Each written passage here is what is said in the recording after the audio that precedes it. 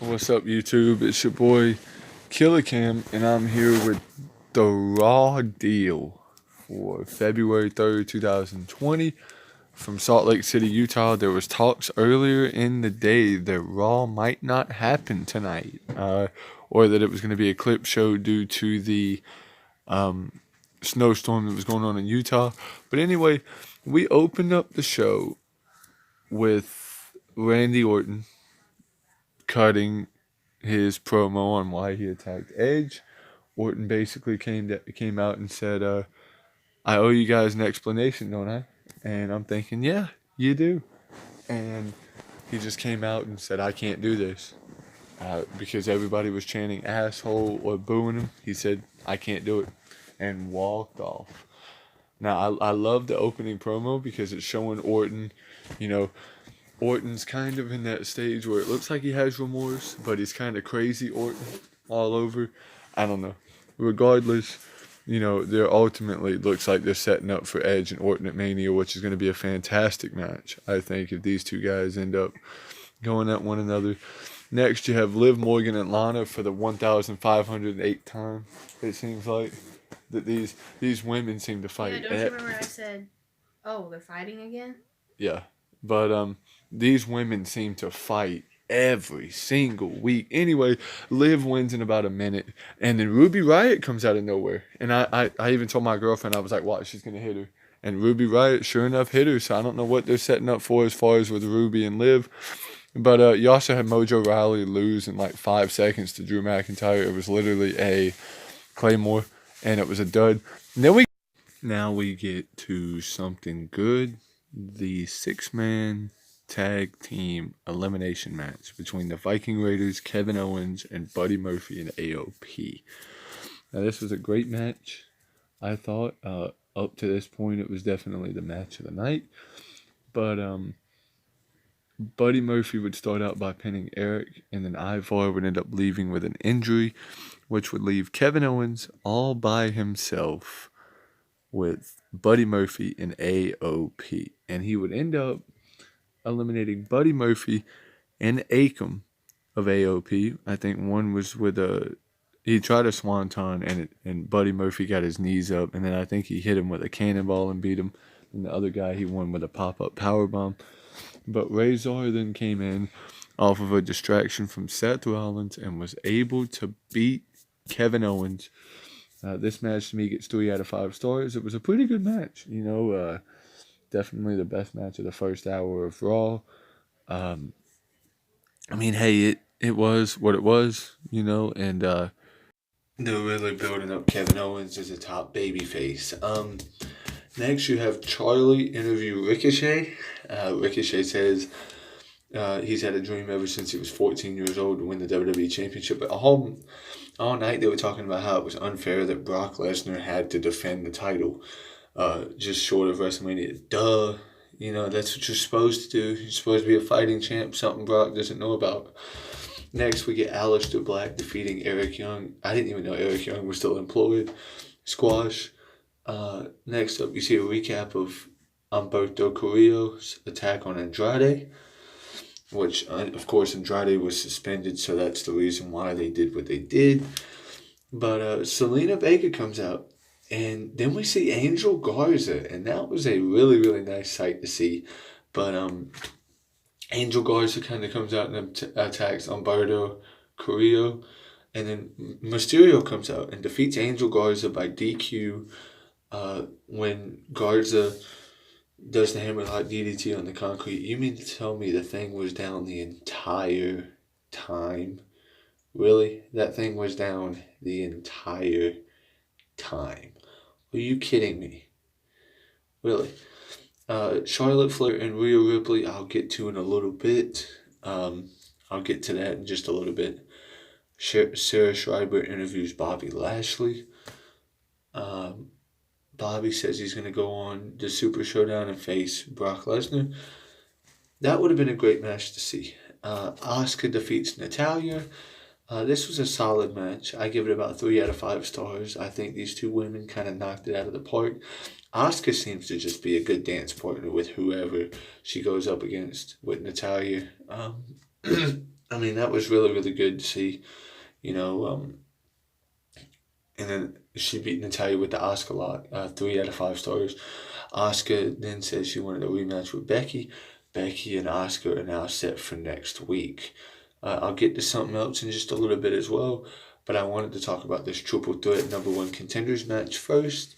Ricochet defeats Bobby Lashley and Seth Rollins in a triple threat match for the number one contenders match at Super Showdown. And then they kept talking about how things could get shaken up. Ricochet's not beating Brock. Brock's going to retain the title, but it kept irritating the piss out of me that they kept saying, oh, well, it's unfair to Brock Lesnar that he's got to defend the title so close to WrestleMania. I mean, you're supposed to defend the title at every pay-per-view, something that Brock Lesnar does not know how to do. But, I mean, logically speaking, going into this match, you weren't going to have Seth win. You could have made an argument maybe for Lashley because of the dream match, but, I mean, Seth would have been interesting in a way because Brock would have gotten a rematch from him. But, I mean, really, Ricochet had history with him. Lesnar sent him to Dick Kick City. And then Ricochet returned the favor at the Rumble. So, I mean, it makes sense. But, I mean, I do think those guys are going to put on a hell of a match at Super Showdown. And I really do think that it's going to be fantastic. I mean, Ricochet got the win with that cool, like, splash move that he does. I think was very, very interesting. I mean, that move's, I mean, that move looked phenomenal. But yeah, I'm going to run over Raw real quick. Like I said, I'm still going to talk about something else that I wanted to talk about here in a minute. As well as I'm going to talk about the Charlotte Flair and Rhea Ripley promo in just a minute. There's a reason I'm not doing it in order, and you'll see the graphics on the screen here in a minute, and you'll see why. But yeah, I mean, the show is decent. Like I said, you know, there was a thing where maybe they weren't going to have Raw, and it was in Salt Lake City, you know, with the whole big snowstorm that they were having. It looked like they were not going to have it. But fortunately, they are going to have it. They're going to maintain and make sure that Raw was still going to go on. I mean, hell, they continued the show after Owen Hart's death. You think they're going to cancel Monday Night Raw? No. But, yeah, I like what they're doing with Alistair. I like what they're doing with Ricochet building him up. And I like what they're doing with Drew. I mean, things are looking really, really good for him. And I even like what they're doing with Seth and Kevin Owens. I feel like they're ultimately leading up to those two guys having a one-on-one match. I was a little bit surprised, though, because I did not see Christian on the show, and I had heard that Christian was supposed to be there. I don't know if he missed his, like, if he couldn't get to the arena, or if that was just a rumor I had been hearing. But Pro Wrestling Unlimited broke the story, and I thought Christian was supposed to be there. Evidently, he was not supposed to be there. But I wanted to get into a vignette that I saw for Friday night, and it was none other than the return of this man, Bill Goldberg. Now, I don't like the fact that they spoiled it, but I also understand it. Goldberg's going to be on SmackDown. Why you didn't just have him on Raw, I don't know. But that was interesting to me that they're setting up Goldberg for SmackDown. You know, they're setting up Goldberg to be on SmackDown. You know, last time we saw him, he squashed Dolph. The time before that, he had an absolute dud, a mother of all duds against The Undertaker. Who knows? Goldberg's probably setting up an opponent for Super Showdown. Could be Matt Riddle. You know, who knows who it's going to be. Now, I mean, I can't think right now off the top of my head of who it could be. They're not going to give him to Corbin. They could give him Rude. They could give him Shinsuke, because by this point, Shinsuke's just about dead anyway. So, I mean, there's really no point in them even trying anymore, shall I say. But, yeah, I mean, that was just something that I thought was interesting. And then we get to Rhea Ripley and Charlotte Flair.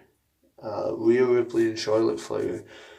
So Charlotte came out earlier in the night and said she had already beaten Becky. She had already beaten Bayley. And Charlotte Flair said she did not know who she was going to go after yet. You know, she had beaten all of them. And then Rhea Ripley told her straight up, she said, "You've never beaten me. You've never beaten me." And Rhea set it up, said, "Hey, what you gonna do? I've beaten you before." What she beat him in that triple threat before Survivor Series and said, you know, "Hey, what you gonna do? You can't beat me. You're not gonna defeat me." But I mean, that was interesting to me. I mean, I like how they're planting the seeds, and hopefully we get Charlotte to answer. But I mean, if Charlotte answers Wednesday, then there's kind of no point, because then we know who's winning the match between Rhea and Bianca Belair. They should have waited until at least after Takeover Portland before they made a decision on that. But I wouldn't mind seeing Charlotte and Bianca. I mean, they had that thing at the Rumble where they were against one another. But I think Charlotte and Rhea is a good idea, but I feel like Rhea should get the win. It would be good for NXT. But if I had to give my overall grade for this show, I would give it a 6.5 out of 10. I like the Orton promo at the beginning. I like the 6-man tag. Uh, Mysterio and Garza was good. The triple threat match was good. Asuka and Natalya was good. The squashes, Liv Morgan, that was bad. Although Ruby's appearance was pretty good to see. Alistair and Eric Young, Drew McIntyre, even though they're building them all up. The squashes, I don't like to see the squash matches, but they're a part of building the guys up, and I think that is something that was important. But yeah, I mean, I think this Raw was 6.5 out of 10. I don't think it was the best Raw show that WWE has done this year, but it was a solid outing, and they said that we should hear from Edge early next week. So I'm assuming that we're going to hear from Edge on Monday night, but I don't know. But as always, anyway, guys, hope you guys enjoyed the review. Not going to keep you guys too long. As always, stay motivated. Love you guys. Peace. I'm out.